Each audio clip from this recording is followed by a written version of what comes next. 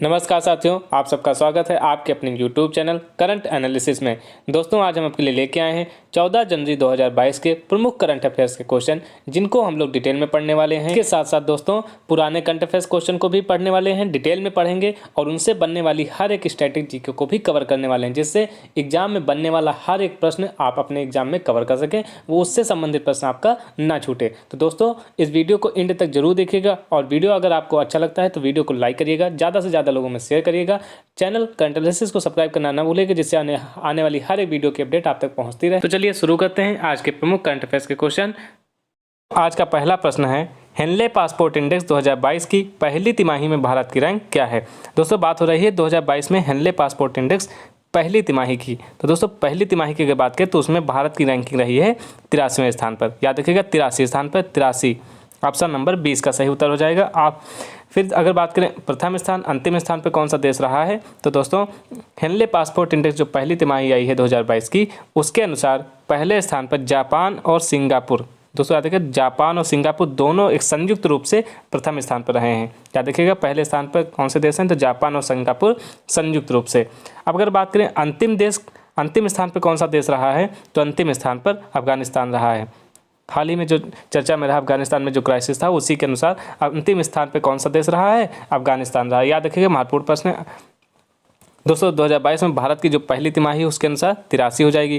अब अगर बात करें 2021 में जो चौथी तिमाही थी, अक्टूबर में जो आई थी रिपोर्ट, अक्टूबर 2021 के अनुसार भारत की रैंकिंग कितनी थी, अक्टूबर 2021 में भारत की रैंकिंग 90 स्थान पे थी। याद रखिएगा 2021 अक्टूबर की रैंकिंग जो आई थी उसके अनुसार भारत की रैंकिंग 90 स्थान पे थी। अब दोस्तों देखते हैं और भी इंडेक्स जो अभी हाल ही में जारी हुई थी, तो उसमें अगला क्रम है एशिया पावर इंडेक्स का। दोस्तों अगर बात करें एशिया पावर इंडेक्स 2021 की रिपोर्ट के अनुसार भारत की रैंक चौथे स्थान पर थी। याद रखिएगा भारत का स्थान कौन सा था, भारत का स्थान चौथा था। और पहले स्थान पर कौन सा देश रहा है, तो एशिया पावर इंडेक्स 2021 के अनुसार पहले स्थान पर अमेरिका रहा, यूएसए। याद रखिएगा ये भी महत्वपूर्ण है। कुछ इंडेक्स हैं ये जो महत्वपूर्ण हैं, बाकी इंडेक्स की आपको पूरी वीडियो हमारे चैनल करंट एनालिसिस पे भी मिल जाएगी, वहाँ जाके आप देख सकते हैं। उसमें हर एक इंडेक्स को कंप्लीट कराया गया है, तो जाके वहाँ भी देख लीजिएगा। और भी अगर इंडेक्स की बात करें तो वर्ल्ड गिविंग इंडेक्स 2021 के अनुसार जो भारत की रैंकिंग रही है वो 14 नंबर पर रही। दोस्तों याद रखिएगा वर्ल्ड गिविंग इंडेक्स 2021, उसके अनुसार भारत के स्थान कौन सा रहा है, तो भारत का 14वां स्थान रहा है। अब इसी गिविंग इंडेक्स 2021 में प्रथम स्थान पे कौन सा देश था, तो वो था इंडोनेशिया। याद रखिएगा इंडोनेशिया का पहला स्थान था वर्ल्ड गिविंग इंडेक्स में। और अंतिम स्थान पे जापान। तो दोस्तों ये थी वर्ल्ड गिविंग इंडेक्स 2021, जिसमें भारत की रैंकिंग 14 नंबर पे, पहले स्थान पर इंडोनेशिया रहा है और अंतिम स्थान पर जापान रहा है। अब दोस्तों देखते हैं ये भी अगली इंडेक्स जो सूचकांक है ये भी महत्वपूर्ण है, विश्व प्रेस स्वतंत्रता सूचकांक। दोस्तों अगर बात करें विश्व प्रेस स्वतंत्रता सूचकांक 2021 की, तो इसमें भारत की रैंकिंग थी 142 नंबर पे। वेरी इंपॉर्टेंट इंडेक्स है, याद रखिएगा दोस्तों। जितने भी इंपॉर्टेंट इंडेक्स है उसकी वीडियो हमारे चैनल पे है, वहाँ भी जाके देख लीजिएगा। बाकी कुछ इंपॉर्टेंट इंडेक्स हम यहाँ पे बता देते हैं, जिसमें विश्व प्रेस स्वतंत्रता सूचकांक 2021 के अनुसार भारत की रैंकिंग कितनी थी, 142। याद रखिएगा भारत की रैंकिंग 142। और प्रथम स्थान पर कौन सा देश रहा था, तो प्रथम स्थान पर नॉर्वे था। प्रथम स्थान पर दोस्तों नॉर्वे था विश्व प्रेस स्वतंत्रता सूचकांक के अनुसार। और दोस्तों अब एग्जामिनर आपसे प्रथम स्थान और अंतिम स्थान भी पूछता है, और भारत की रैंकिंग तो इंपॉर्टेंट है ही है। तो अंतिम स्थान पे कौन सा देश था, इरिट्रिया। दोस्तों याद देखिए इरिट्रिया। तो विश्व प्रेस स्वतंत्रता सूचकांक के अनुसार भारत की रैंकिंग 142, पहले स्थान पर नॉर्वे रहा है और अंतिम स्थान पे इरिट्रिया रहा। दोस्तों ये थे महत्वपूर्ण इंडेक्स। अब दोस्तों बड़ा प्रश्न है, इसरो के नए अध्यक्ष के रूप में किसे नियुक्त किया गया है। जी हाँ, अभी हाल ही में इसरो के नए अध्यक्ष के रूप में नियुक्ति मिली है, तो ये मिली है एस सोमनाथ जी को। याद रखिएगा वेरी इंपॉर्टेंट है ये इसरो के नए अध्यक्ष। तो दोस्तों option number D S Somnath ji की नियुक्ति है इसरो के नए अध्यक्ष के रूप में। दोस्तों अगर बात करें इसरो की, तो इसरो का फुल फॉर्म हो जाएगा इंडियन स्पेस रिसर्च ऑर्गेनाइजेशन। याद रखिएगा इंडियन स्पेस रिसर्च ऑर्गेनाइजेशन। अब इसरो के मुख्यालय की बात करें तो इसरो का मुख्यालय बेंगलुरु में है। इसका गठन या इसकी स्थापना कब हुई थी, तो 15 अगस्त 1969 को हुई थी। इसरो का गठन 15 अगस्त 1969, मुख्यालय बेंगलुरु में है इसरो का। अब इसके बात करें संस्थापक की, तो इसके संस्थापक का नाम है विक्रम साराभाई। विक्रम साराभाई को भारतीय अंतरिक्ष कार्यक्रम का जनक भी माना जाता है। कौन से जनक, भारतीय अंतरिक्ष कार्यक्रम के जनक विक्रम साराभाई को माना जाता है, इसलिए संस्थापक कौन हो जाएगा, विक्रम साराभाई हो जाएंगे इसरो के। अब बात करें अगर वर्तमान में, तो दोस्तों एस सोमनाथन जी ने स्थान लिया है किसका, के सिवान का। अगर दोस्तों आपसे पूछता है कि चंद्रयान 2 किसके कार्यकाल में हुआ था, तो ये के सिवान जी के कार्यकाल में हुआ था। उसके बाद वर्तमान में कौन हो गए हैं, तो एस सोमनाथन जी ने के सिवान का स्थान लिया है। अब अगर बात करें इसरो की 1969 से पहले इसका क्या नाम था, तो दोस्तों इसका नाम था इनकोस्पार। इसका फुल फॉर्म था Indian national committee for space research. Indian national committee for space research, INCOSPAR। दोस्तों उसके बाद 1969 के बाद इसको इसरो बना दिया गया, इंडियन स्पेस रिसर्च ऑर्गेनाइजेशन। दोस्तों याद रखिएगा महत्वपूर्ण प्रश्न है, पहले क्या नाम था और 69 के बाद क्या नाम हो गया। तो दोस्तों ये थे इसरो संबंधित प्रश्न। अब अगर बात करें इसके प्रमुख कार्य अभी तक जो हुए, चंद्रयान 1, चंद्रयान 2, तो दोस्तों देखते हैं चंद्रयान 1। अभी बताया भारतीय अंतरिक्ष कार्यक्रम के जनक किसे माना जाता है, तो विक्रम साराभाई को माना जाता है। भारतीय अंतरिक्ष कार्यक्रम के जनक कौन हो जाएंगे, विक्रम साराभाई। अब दोस्तों महत्वपूर्ण प्रश्न है कि चंद्रयान 1 कब लॉन्च हुआ। चंद्रयान 1 की बात करें तो दोस्तों ये वर्ष 2005 में, अक्टूबर 2005 में लॉन्च हुआ था। चंद्रयान 1 दोस्तों अक्टूबर 2005 में लॉन्च हुआ था। और किस रॉकेट से हुआ था, तो रॉकेट का नाम था PSLV XLC-11। एग्जाम में पूछा गया प्रश्न है, ये महत्वपूर्ण है एग्जाम पॉइंट ऑफ व्यू से, याद रखिएगा। चंद्रयान 1 कब लॉन्च हुआ, तो अक्टूबर 2005 में लॉन्च हुआ था। और किस रॉकेट से, तो रॉकेट था PSLV XLC-11, याद रखिएगा, ये भी महत्वपूर्ण प्रश्न है। अब अगला अगर देखें चंद्रयान 2, तो चंद्रयान 2 कब लॉन्च हुआ, तो ये लॉन्च हुआ था जुलाई 2019 में, जुलाई 2019, याद रखिएगा। अब किस रॉकेट से लॉन्च हुआ था, तो रॉकेट का नाम था GSLV Mark 3, GSLV Mark 3। जिस रॉकेट से लॉन्च हुआ चंद्रयान 2 उसका नाम था GSLV Mark 3। तो दोस्तों ये जुलाई 2019 में लॉन्च हुआ था। किसके समय में, तो के सिवान के समय, याद रखिएगा के सिवान के समय में, के सिवान। अब अगर बात करें भारत द्वारा निर्मित प्रथम उपग्रह, दोस्तों प्रथम उपग्रह कौन सा था, आर्यभट्ट था। आर्यभट्ट किस वर्ष निर्माण हुआ था इसका, तो 1975 में, 1975 यानी 1975 में भारत द्वारा निर्मित प्रथम उपग्रह कौन था, तो आर्यभट्ट था। फिर अगर बात करें पहला भारत का संचार उपग्रह क्या था, दोस्तों ये NTPC के प्रश्न में पूछा गया हुआ है कि भारत का पहला संचार उपग्रह क्या था। भारत का पहला संचार उपग्रह, सेम टू सेम यही क्वेश्चन पूछा गया था, संचार उपग्रह का नाम पूछा था आपसे NTPC के पेपर में, तो इसका नाम है एप्पल। एप्पल याद रखिएगा, भारत का पहला संचार उपग्रह एप्पल था। और कब निर्माण हुआ था इसका, तो ये हुआ था जून 1981 में, जून 1981 भारत का पहला संचार उपग्रह एप्पल था, जिसका निर्माण जून 1981। अब बात करते हैं भारत के उपग्रहमैन की। उपग्रहमैन, भारत का उपग्रहमैन किसे कहा जाता है, भारत का उपग्रहमैन उदीपी रामचंद्र राव को कहा जाता है। उपग्रहमैन किसे कहा जाता है दोस्तों, याद रखिएगा उदीपी रामचंद्र राव को। फिर अगर बात करें भारतीय मिसाइल मैन ऑफ इंडिया किसे कहा जाता है, तो ये सब तो आपको मालूम होगा, बहुत important question, APJ Abdul Kalam को। भारत का मिसाइल मैन ऑफ इंडिया किसे कहा जाता है, तो APJ अब्दुल कलाम। फिर अगर बात करें स्पेस एक्स ने एक बार में 143 सेटेलाइट लॉन्च करने का कीर्तिमान बनाया।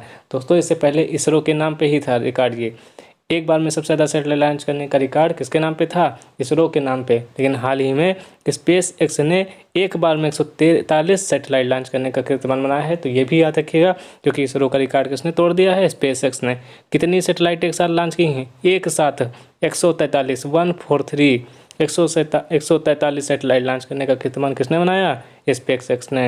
याद रखिएगा स्पेस एक्स किसकी कंपनी है, तो ये एलन मस्क की स्पेस कंपनी है। किसकी है, एलन मस्क की, ये भी याद रखिएगा, एलन मस्क, जिसका नाम, और टेस्ला भी है दूसरी कंपनी, एलन मस्क। तो याद रखिए एलन मस्क की स्पेस कंपनी का नाम क्या है, स्पेस एक्स। किसकी है, एलन मस्क की।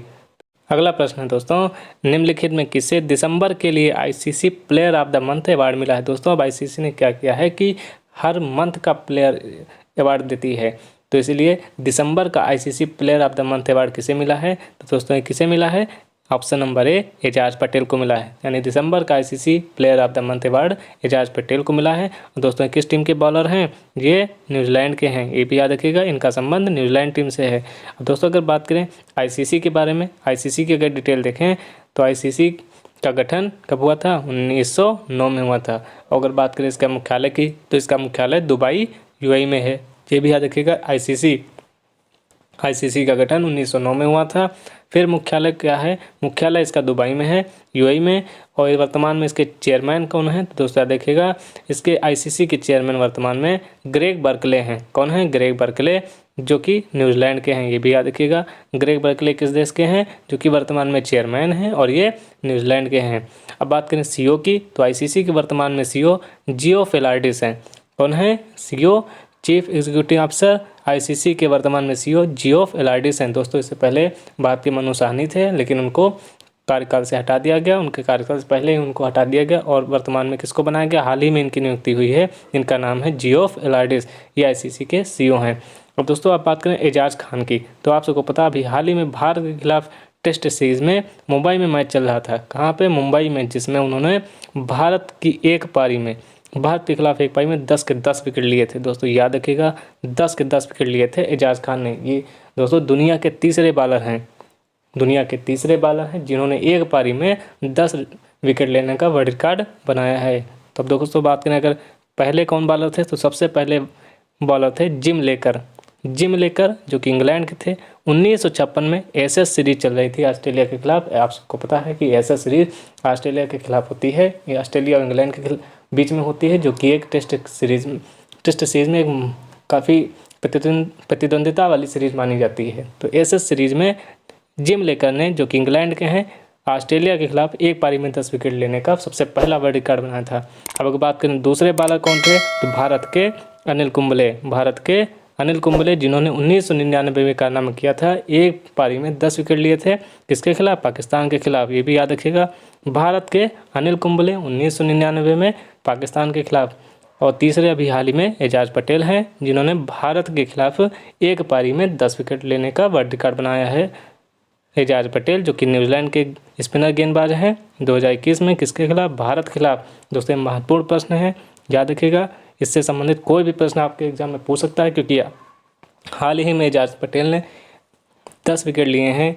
तो इससे ये भी पूछ सकता है कि पहले गेंदबाज कौन थे एक पारी में 10 विकेट लेना, दूसरे कौन थे, या भारत के किस खिलाड़ी ने लिए हैं। तो अनिल कुंबले ने लिए हैं वर्ष 1999 में पाकिस्तान के खिलाफ। तो दोस्तों ये थी डिटेल 10 विकेट लेने वाले प्रमुख गेंदबाज, अभी तक 3 हुए इतिहास में, तो याद रखिएगा दोस्तों। अब अगर बात करें आईसीसी की, अभी हाल ही में दोस्तों आपने सुना होगा कि 3 और नए सदस्य आईसीसी में जुड़े हैं। कितने सदस्य जुड़े हैं, तो 3 देश जुड़े हैं। देखते हैं उन देशों के क्या नाम हैं, तो उन देशों के नाम है मंगोलिया, तजाकिस्तान और स्विट्जरलैंड। दोस्तों इन 3 देशों ने, मंगोलिया, तजाकिस्तान और स्विट्जरलैंड ने आईसीसी की सदस्यता ग्रहण की है। तो इस तरीके से अब आईसीसी में कुल कितने सदस्य हो गए हैं, तो आईसीसी में कुल सदस्य देशों की संख्या अब 106 हो गई है। याद रखिएगा आईसीसी के कुल सदस्य कितने हो गए हैं, तो आईसीसी के कुल सदस्य 106 हो गए हैं। अभी 3 हाल ही में किन देशों ने सदस्यता ली है, तो उनका नाम है मंगोलिया, तजाकिस्तान और स्विट्जरलैंड। फिर दोस्तों बढ़ते हैं अपने अगले प्रश्न की तरफ। तो बात करें अगर आईएमएफ के नए मुख्यशास्त्री यानी चीफ इकोनॉमिस्ट की, तो दोस्तों चीफ इकोनॉमिस्ट ऑप्शन नंबर ए यानी पियरे ओलिवियर को बनाया गया है। ये भी इम्पोर्टेंट एग्जाम के लिए है क्वेश्चन कि आईएमएफ के नए अर्थशास्त्री यानी चीफ इकोनॉमिस्ट किसे बनाएगा। तो दोस्तों याद रखिएगा अभी नई नियुक्ति हुई है, पियरे ओलिवर को बनाया गया है। याद रखिएगा मुख्य अर्थशास्त्री कौन हो जाएंगी आईएमएफ के, तो पियरे ओलिवर हो जाएंगी। फिर दोस्तों बात करें अगर आईएमएफ की, तो आईएमएफ के संबंधित अगर प्रश्नों की बात करें तो आईएमएफ का गठन कब हुआ था, स्थापना इसकी हुई थी 27 दिसंबर 1945 को। आईएमएफ की स्थापना 27 दिसंबर 1945 को हुई थी। इसका फुल फॉर्म दोस्तों होता है आईएमएफ का इंटरनेशनल मॉनेटरी फंड। याद रखिएगा इंटरनेशनल मॉनेटरी फंड, तो आपसे एग्जाम में पूछता है आईएमएफ का फुल फॉर्म, तो इंटरनेशनल मॉनेटरी फंड। इसका गठन कब हुआ, तो 27 दिसंबर 1945 को हुआ था। और मुख्यालय कहाँ पर है इसका, वाशिंगटन डीसी यूएसए में, वाशिंगटन डीसी यूएसए में है। और इसकी जो मैनेजिंग डायरेक्टर हैं यानी एमडी मैनेजिंग डायरेक्टर, तो ये मैनेजिंग डायरेक्टर वर्तमान में क्रिस्टलिना जॉर्जिया हैं, जो किस इनका संबंध बुल्गारिया देश से है। यानी वो किस देश की हैं, तो क्रिस्टलिना जॉर्जिया जो कि मैनेजिंग डायरेक्टर हैं आईएमएफ की, वो बुल्गारिया की, ये भी याद रखिएगा। अब दोस्तों बात करते हैं डिप्टी एमडी यानी डिप्टी मैनेजिंग डायरेक्टर, तो दोस्तों भारत की गीता गोपीनाथ हैं, गीता गोपीनाथ, ये भी याद रखिएगा। आईएमएफ की अब बात करते हैं तो गठन दिसंबर 1945 में, इसका मुख्यालय वाशिंगटन डीसी में है। एमडी की बात करें तो एमडी क्रिस्टलिना जॉर्जिया हैं जो कि बुल्गारिया की हैं। फिर डिप्टी एमडी कौन है, तो भारत की गीता गोपीनाथ। और वर्तमान में सदस्य देशों की बात करें तो दोस्तों सदस्य देश 190 हैं। यानी आईएमएफ में कितने देशों की सदस्यता है, तो 190 देशों की सदस्यता है। क्योंकि और अभी बात करें हाल ही में कौन सा देश जिसने आईएमएफ की सदस्यता ग्रहण की है, तो वो अंडोरा है। कौन सा देश है? अंडोरा दोस्तों, अंडोरा। 190 सदस्य देश हैं, जिसमें 190वां सदस्य देश कौन सा था जिसने हाल ही में IMF की सदस्यता ग्रहण की है? तो वो है अंडोरा। और दोस्तों अगर बात करें इसका 27 दिसंबर 1945 को जब गठन हुआ था तो किस सम्मेलन के तहत हुआ था, ये भी याद रखिएगा। तो सम्मेलन था ब्रेटन वुड्स सम्मेलन। दोस्तों ब्रेटन वुड्स सम्मेलन के दौरान इंटरनेशनल मॉनेटरी फंड की स्थापना हुई थी। ब्रेटन वुड्स सम्मेलन। पहले दोस्तों हम और भी नवनियुक्तियाँ देखते हैं जो भी हाल ही में नवनियुक्तियाँ हुई हैं, तो उनके बारे में जानते हैं। उससे पहले कि वर्ल्ड ट्रेड ऑर्गेनाइजेशन यानी विश्व व्यापार संगठन, वर्ल्ड ट्रेड ऑर्गेनाइजेशन यानी WTO, तो इसकी पहली महिला निदेशक कौन बनी है? तो दोस्तों याद रखिए कि इनकी भी अभी 2021 में नियुक्ति हुई थी। इंपॉर्टेंट प्रश्न है, एग्जाम पॉइंट ऑफ व्यू से याद रखिएगा। WTO यानी विश्व व्यापार संगठन की पहली महिला निदेशक कौन बनी है? तो नोगोंजी ओकोंजो-इवेला। नोगोंजी ओकोंजो दोस्तों ये किस देश की हैं? तो ये भी याद रखिएगा, ये नाइजीरिया की हैं। ये नाइजीरिया की हैं, नाइजीरिया की हैं। और WTO के इतिहास में पहली महिला निदेशक ये बनी है नोगोंजी ओकोंजो। किस देश की हैं? तो नाइजीरिया की हैं, याद रखिएगा दोस्तों। अब बात करें UNCTAD यानी इसको बोलते हैं अंकटाड। UNCTAD इसके अगर फुल फॉर्म की दोस्तों बात करते हैं तो UNCTAD का फुल फॉर्म हो जाता है United nation conference on trade and development. United nation conference on trade and development, UNCTAD। अगर इसकी पहली महिला निदेशक की बात करें तो दोस्तों इसकी पहली महिला निदेशक हैं रेबेका जिन्सपैन। याद रखिएगा, रेबेका जिन्सपैन किस की पहली महिला सचिव बनी है? तो दोस्तों UNCTAD की पहली महिला महासचिव हैं। UNCTAD का full form United nation conference on trade and development हो जाएगा। अब बात करें UNCTAD के गठन की, तो दोस्तों इसका गठन 30 दिसंबर 1964 को हुआ था। कब हुआ था? इसका गठन 30 दिसंबर 1964 को हुआ था। इसका हेडक्वार्टर जिनेवा स्विट्जरलैंड में है। कहाँ है दोस्तों? Geneva Switzerland. याद रखिएगा UNCTAD की गठन 1964 में हुआ था और हेडक्वार्टर जिनेवा स्विट्जरलैंड में है। दोस्तों हम एक करंट अफेयर के साथ साथ पुराने करंट अफेयर्स के क्वेश्चन और उनसे संबंधित नवनियुक्तियाँ, उससे संबंधित स्ट्रेटेजी के हर एक चीज़ को कवर करते हुए चल रहे हैं। तो दोस्तों अगर ये वीडियो आपको अच्छा लग रहा है तो वीडियो को लाइक करते रहिए, ज़्यादा से ज़्यादा लोगों में भी शेयर करते रहिए। फिर अब दोस्तों बढ़ते हैं अपने अगले प्रश्न की तरफ। अगला प्रश्न है दोस्तों हमारा, भारत कौशल 2021 प्रतियोगिता में कौन सा राज्य शीर्ष पर है? यानी भारत कौशल 2021 प्रतियोगिता की बात करें तो जो अभी हाल ही में आयोजित हुई थी तो इसमें शीर्ष स्थान पर उड़ीसा रहा है। उड़ीसा प्रदेश का स्थान भारत कौशल 2021 प्रतियोगिता में प्रथम स्थान पर रहा है। अगर दोस्तों इसके बाद के प्रथम, दूसरे, तृतीय और अंतिम स्थान की, तो दोस्तों भारत कौशल प्रतियोगिता 2021 में प्रथम स्थान पर उड़ीसा रहा है, दूसरे स्थान पर केरल रहा है और तीसरे स्थान पर महाराष्ट्र। दोस्तों ये बात थी भारत कौशल प्रतियोगिता 2021, जिसमें प्रथम स्थान पर कौन सा प्रदेश? तो उड़ीसा हो जाएगा, दूसरे स्थान पर केरल और तीसरे स्थान पर महाराष्ट्र। और दोस्तों अंतिम अगर पूछता है आपसे तो अंतिम स्थान पर तेलंगाना रहा। तो ये बात थी भारत कौशल प्रतियोगिता 2021 की। अब अगर बात करें उत्तर प्रदेश कौन से स्थान पर रहा, तो उत्तर प्रदेश 13वें स्थान पर रहा है। उत्तर प्रदेश किस स्थान पर रहा है? तो 13वें स्थान पर रहा है। दोस्तों अब बढ़ते हैं अपने अगले प्रश्न की तरफ। अगला प्रश्न है, टोक्यो ओलंपिक कांस्य पदक विजेता जिन्हें असम पुलिस में DSP के रूप में नियुक्त किया गया है। दोस्तों टोक्यो ओलंपिक कांस्य पदक विजेता हैं ये, जिनको असम पुलिस में DSP नियुक्त किया गया है। तो इनका नाम है लावलिना बोरगोहेन। लावलिना बोरगोहेन अभी हाल ही में टोक्यो ओलंपिक में जब गई थी तो इनकी चर्चा में रही थी, तो उसी में इन्होंने कांस्य पदक जीता था। दोस्तों ये मुक्केबाजी में खेलती हैं, मुक्केबाजी की खिलाड़ी हैं। तो मुक्केबाजी खिलाड़ी लावलिना बोरगोहेन ने कांस्य पदक जीता था टोक्यो ओलंपिक्स में। उसी के प्रदर्शन को देखते हुए असम पुलिस में DSP पद दिया गया है। कौन सा दोस्तों? असम पुलिस में DSP का पद दिया गया है, याद रखिएगा। तो आपसे क्या पूछ सकता है एग्जामिनर, लावलिना बोरगोहेन का संबंध किस क्षेत्र से है? तो दोस्तों ये खिलाड़ी हैं जो कि मुक्केबाजी करती हैं। और ये भी पूछ सकता है कि हाल ही में टोक्यो ओलंपिक में लावलिना ने किस खेल में कौन सा पदक जीता था? तो दोस्तों मुक्केबाजी में कांस्य पदक जीता था। अब दोस्तों अगर बात करें इस प्रश्न की डिटेल की, तो दोस्तों इनको समग्र शिक्षा अभियान की ब्रांड एम्बेसडर बनाया गया है। तो ये भी आपसे पूछ सकता है समग्र शिक्षा अभियान की ब्रांड एम्बेसडर किसे बनाया गया है? तो दोस्तों लावलिना बोरगोहेन को समग्र शिक्षा अभियान की ब्रांड एम्बेसडर नियुक्त किया गया है। अब अगर बात करें टोक्यो ओलंपिक में तो इन्होंने कांस्य पदक जीता था, वो भी मुक्केबाजी में। फिर अब दोस्तों पढ़ते हैं अपने अगले प्रश्न की तरफ। अगला प्रश्न है हमारा, किस केंद्र राज्य शासित प्रदेश में 25वां राष्ट्रीय युवा महोत्सव आयोजित किया गया? दोस्तों बात करें 25वां राष्ट्रीय युवा महोत्सव आयोजित किया गया तो ये पुडुचेरी में दोस्तों किस राज्य में आयोजित किया गया है? ऑप्शन नंबर ए पुडुचेरी में। पुडुचेरी में 25वां राष्ट्रीय युवा महोत्सव आयोजित किया गया। दोस्तों अगर बात करें राष्ट्रीय युवा दिवस की, तो राष्ट्रीय युवा दिवस 12 जनवरी को मनाया जाता है। अब दोस्तों ये किसके जन्म दिवस पर मनाया जाता है? तो ये स्वामी विवेकानंद जी के जन्म दिवस पर मनाया जाता है। याद रखिएगा, स्वामी विवेकानंद जी के जन्म दिवस पर मनाया जाता है। अब अगर बात करें स्वामी विवेकानंद जी की, तो दोस्तों इनका जन्म 12 जनवरी 1863 में हुआ था। कब हुआ था ये भी याद रखिएगा, वर्ष याद रखिएगा। 12 जनवरी 1863 को उनको जन्म हुआ था कोलकाता बंगाल में। कहाँ हुआ था दोस्तों? कोलकाता बंगाल में। स्वामी विवेकानंद जी की अगर बात करें तो इनका जन्म 12 जनवरी 1863 को हुआ था कोलकाता वेस्ट बंगाल में। इसी दिन 12 जनवरी को हम लोग राष्ट्रीय युवा दिवस मनाते हैं। ये याद रखिएगा, एग्जाम पॉइंट ऑफ व्यू से महत्वपूर्ण प्रश्न है। अब दोस्तों अगर बात करें थीम की, तो इस बार थीम रही है capable youth forceful youth. Capable youth forceful youth. फिर अगर बात करें 2021 की थीम क्या थी, तो दोस्तों 2021 की थीम की अगर बात करें तो युवा उत्साह नए भारत का। क्या था दोस्तों? युवा उत्साह नए भारत का। 2021 की थीम थी युवा उत्साह नए भारत का।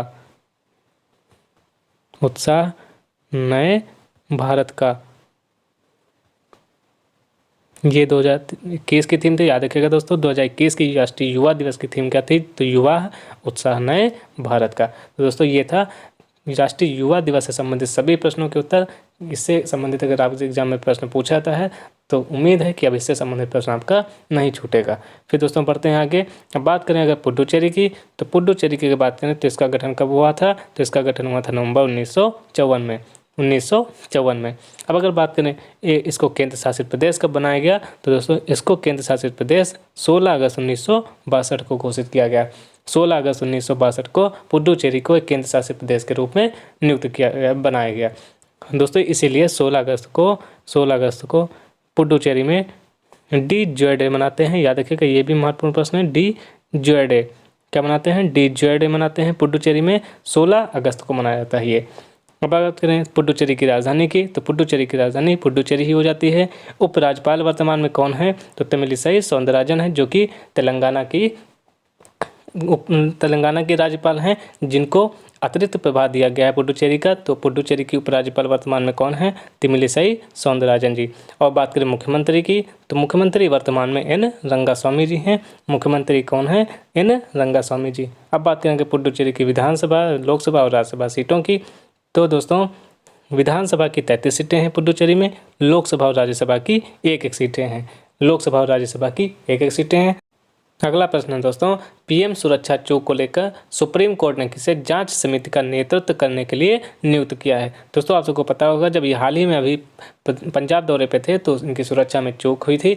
उसी को लेकर सुप्रीम कोर्ट में सुनवाई चल रही थी। तो सुप्रीम कोर्ट ने सुनवाई के दौरान एक जाँच समिति का गठन किया है। तो जाँच समिति का नेतृत्व कौन करेंगी? तो जाँच समिति का नेतृत्व इंदु मल्होत्रा जी करने वाली हैं। जो सुप्रीम कोर्ट ने जाँच समिति बनाई है कि पीएम की सुरक्षा को क्या मामला था, क्या कैसे था, उसकी जो जांच समिति बनाई है सुप्रीम कोर्ट ने, उसका नेतृत्व कौन करेंगी? तो इंदु मल्होत्रा जी करेंगी।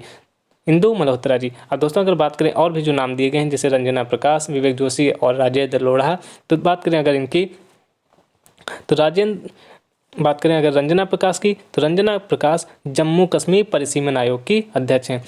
रंजना प्रकाश जम्मू कश्मीर परिसीमन आयोग की अध्यक्ष हैं। अब बात करें विवेक जोशी की, तो Vivek Joshi armed force special protection act यानी आपस्पा, याद रखिएगा आपस्पा, जो कि नागालैंड में अभी विवाद हुआ था, कई नागरिकों की हत्या हुई, उसी में आपस्पा चलता है। Armed force special protection act, जो कि वहाँ की आर्मी होती है, उसको स्पेशल प्रोटेक्शन एक्ट दिया जाता है, उसी को कहा जाता है armed force special protection act. उसी को हटाने के लिए एक जांच समिति बनाई है, जिसकी अध्यक्षता कौन कर रहे हैं? विवेक जोशी जी। याद रखिएगा आपस्पा armed force special protection act, उसके नेतृत्व कौन कर रहा है? तो विवेक जोशी जी कर रहे हैं। और जम्मू कश्मीर परिसीमन आयोग की अध्यक्षता रंजना प्रकाश जी के हाथों में है। दोस्तों बात करेंगे परिसीमन आयोग की, तो परिसीमन आयोग होता है कि किसी राज्य में जनसंख्या के आधार पर कितनी विधानसभा या लोकसभा इन सब सीटों की संख्या कितनी होनी चाहिए, इसका निर्णय परिसीमन आयोग के द्वारा होता है। वर्तमान में परिसीमन आयोग की, जो जम्मू कश्मीर परिसीमन आयोग है, उसकी अध्यक्षता रंजना प्रकाश जी कर रही हैं। फिर दोस्तों बढ़ते अपने अगले प्रश्न की तरफ। तो दोस्तों अगला प्रश्न है, किर्गिस्तान में भारत के अगले राजदूत के रूप में किसे नियुक्त किया गया है? तो किर्गिस्तान में भारत के अगले राजदूत अरुण कुमार चटर्जी जी हो जाएंगे। Option number A, Arun Kumar Chatterjee. Arun Kumar Chatterjee ji को किर्गिस्तान में भारत के अगले राजदूत के रूप में नियुक्त किया गया है। अगर बात करें अब किर्गिस्तान की राजधानी मुद्रा की, तो किर्गिस्तान की राजधानी बिश्केक है। किर्गिस्तान की राजधानी बिश्केक हो जाएगी। मुद्रा कौन सी चलती है किर्गिस्तान में? तो किर्गिस्तान में मुद्रा सोम चलती है। और अब बात करें और भी नामों की, तो एस बालचंद्रन जो कि पहले बारबोडास के थे, उसके बाद इनको सूरीनाम का भी ब्रांड एम्बेसडर नियुक्त किया गया है। यानी भारत के ब्रांड एम्बेसडर सूरीनाम और बारबोडास में कौन है? तो एस बालचंद्रन जी हैं। अब बात करें गायत्री कुमार जी की, तो गायत्री कुमार जी ब्रिटेन में एम्बेसडर हैं। भारत के ब्रिटेन में एम्बेसडर कौन है? तो गायत्री कुमार जी हैं। अब इसी तरीके से बात करें भारत के यूएसए में एम्बेसडर कौन है? तो भारत के यूएसए में एम्बेसडर तरनजीत सिंह संधू हैं। याद रखिएगा दोस्तों, तरनजीत सिंह संधू भारत के अमेरिका में एम्बेसडर हैं। फिर बात करें प्रदीप कुमार रावत जी की, तो प्रदीप कुमार रावत चाइना में भारत के एम्बेसडर हैं। प्रदीप कुमार रावत जी चाइना में भारत के एम्बेसडर के रूप में नियुक्त हैं। फिर अगर बात करें मनीष चौहान जी की, तो मनीष चौहान जी भारत के पुर्तगाल में एम्बेसडर हैं। आलोक रंजन झा की बात करें तो दोस्तों ये बेलारूस में है एम्बेसडर भारत के। और अगर बात करें एल प्रशांत की, तो एल प्रशांत भारत के इराक में एम्बेसडर हैं। एल प्रशांत इराक में भारत के एम्बेसडर हैं। तो दोस्तों ये थे कुछ प्रमुख एम्बेसडर जो विभिन्न देशों में भारत के एम्बेसडर के रूप में नियुक्त हैं। दोस्तों हर एक प्रश्न को डिटेल में पढ़ते हुए चल रहे हैं। तो अगर वीडियो दोस्तों आपको अच्छा लगा तो वीडियो को लाइक जरूर करते रहिएगा और अपने दोस्तों साथियों को भी शेयर करते रहिएगा। दोस्तों अगर आप वीडियो को एंड तक जरूर देखते हैं और हर एक वीडियो को आप डेली आकर देखते हैं तो उम्मीद है कि आपसे आने वाले एग्जाम में कोई भी प्रश्न नहीं छूटेगा, अगर आप डेली आकर वीडियो को कवर करते हैं। वीडियो को एंड तक जरूर देखा करिएगा, जिससे बनने वाला हर एक प्रश्न आप एग्जाम में अपने कर सके। तो दोस्तों वीडियो को स्किप करके मत देखिएगा, पूरा वीडियो डिटेल में देखा करिएगा, तब आपको फ़ायदा जरूर मिलेगा। फिर अगर बात करें अपने अगले प्रश्न की, तो अगला प्रश्न है दोस्तों हमारा, भारत का पहला हेलीकॉप्टर हब कहाँ स्थापित किया जाएगा? तो दोस्तों भारत का पहला हेलीकॉप्टर हब हरियाणा में गुरुग्राम में, हरियाणा के गुरुग्राम में भारत का पहला हेलीकॉप्टर हब स्थापित किया जाएगा। अब दोस्तों बढ़ते हैं अपने अगले प्रश्न की तरफ। अगला प्रश्न है हमारा, यूनेस्को ने विश्व भारतीय धरोहरों का विवरण किस भाषा में छापने की सहमति दी है? तो दोस्तों यूनेस्को ने भारतीय धरोहरों का विवरण हिंदी भाषा में छापने की सहमति दी है। याद रखिएगा, यूनेस्को ने भारतीय धरोहरों का विवरण किस भाषा में छापने की सहमति दी है? तो हिंदी में दी है। अब दोस्तों अगर बात करें विश्व हिंदी दिवस की, तो विश्व हिंदी दिवस 10 जनवरी को मनाया जाता है। विश्व हिंदी दिवस दोस्तों कब मनाया जाता है? तो विश्व हिंदी दिवस 10 जनवरी को मनाया जाता है। और अगर बात करें राष्ट्रीय हिंदी दिवस, तो राष्ट्रीय हिंदी दिवस दोस्तों 14 सितंबर को मनाया जाता है। याद रखिएगा दोस्तों, ये भी महत्वपूर्ण प्रश्न है। हर एक करंट अफेयर के क्वेश्चन को डिटेल में कवर करते हुए चल रहे हैं। अगर पूछता आपसे विश्व हिंदी दिवस, तो दोस्तों 10 जनवरी, अगर 14 सितंबर को राष्ट्रीय हिंदी दिवस दोस्तों नेशनल हिंदी डे। याद रखिएगा, राष्ट्रीय हिंदी दिवस 14 सितंबर, राष्ट्रीय हिंदी दिवस, राष्ट्रीय हिंदी दिवस 14 सितंबर। अब अगर बात करें यूनेस्को की, तो दोस्तों यूनेस्को की बात करें तो यूनेस्को की गठन या स्थापना 16 नवंबर 1945 को हुई थी। UNESCO united nation educational scientific and cultural organisation. United nation दोस्तों याद रखिएगा, यूनाइटेड नेशन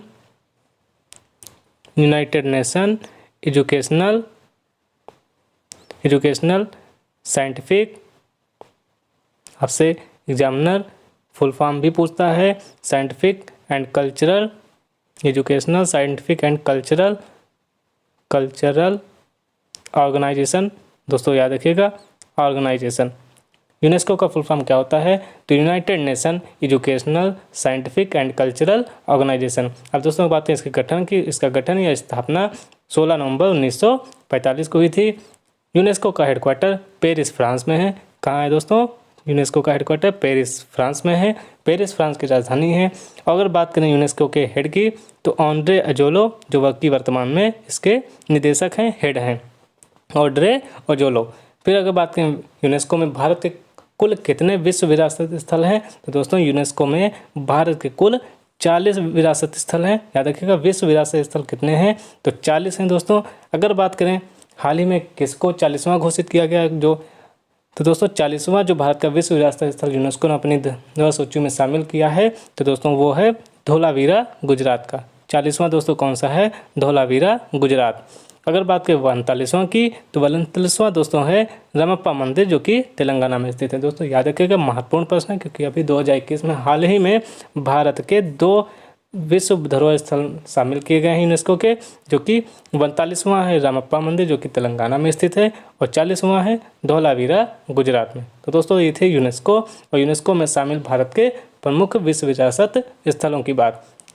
दोस्तों ये थे आज के महत्वपूर्ण करंट अफेयर्स के क्वेश्चन जिसको हमने डिटेल के साथ कवर किया है, स्टैटिक जीके को भी उसके साथ साथ कवर किया है। तो दोस्तों ये वीडियो अगर आपको अच्छा लगा है तो वीडियो को लाइक करिएगा, ज़्यादा से ज़्यादा लोगों में भी शेयर करिएगा और चैनल करंट एनालिसिस को सब्सक्राइब करना ना भूलिएगा, नोटिफिकेशन बेल आइकन को भी दबाना ना भूलिएगा, जिससे आने वाली हर एक इंपॉर्टेंट वीडियो की अपडेट आप तक पहुँचती रहे।